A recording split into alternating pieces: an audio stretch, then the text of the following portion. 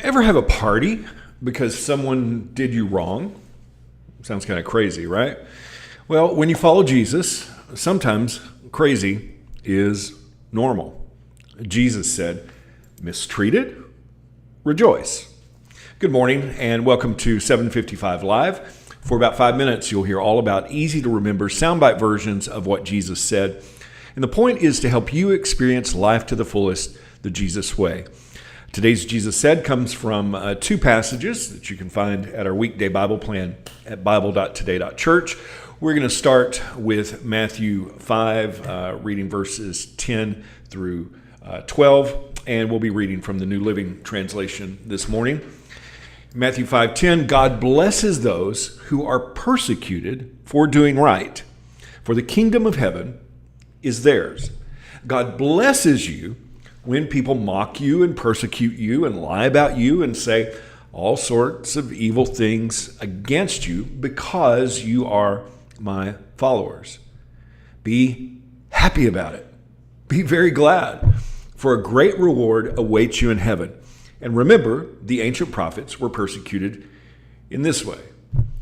Now, going on to the second reference for this soundbite today, Luke 6:22-23, where Jesus said, "What blessings await you when people hate you and exclude you and mock you and curse you as evil because you follow the Son of Man.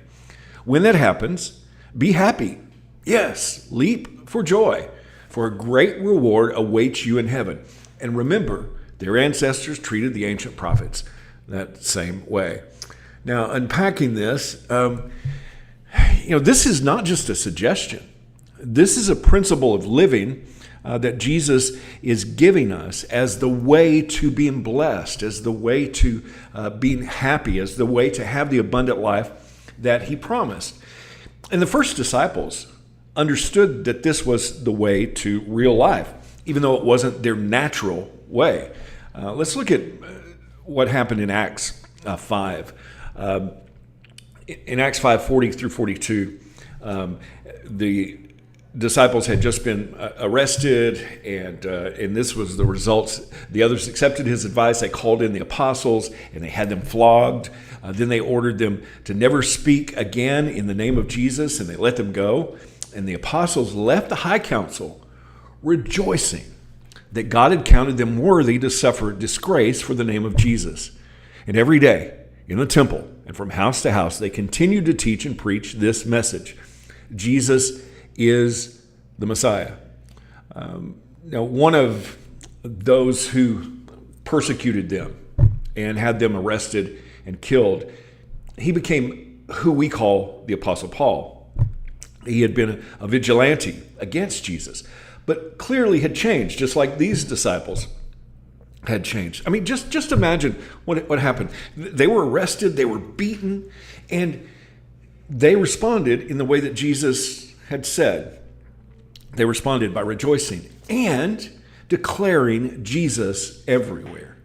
And Paul says essentially the same thing. 2 Corinthians 12:10, he says, "That's why I take pleasure in my weaknesses and in the insults, the hardships, persecutions, and troubles that I suffer for Christ. For when I am weak, then I am strong."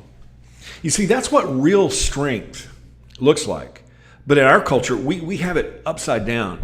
I just wonder, would Paul be popular today Would Simon Peter be disqualified for his past tweets? Would Stephen, who was stoned for preaching the good news, be criticized for not exercising his Second Amendment rights, but instead praying forgiveness for those who were literally killing him at the time? I mean, in Acts 7:60, he says, Lord, don't hold this against them. But how in our culture do we gauge success? Do our leaders rejoice when mistreated, or do they fight back with insults and condemnation? Do we rejoice over the wrong things? Luke 6:24 through 26.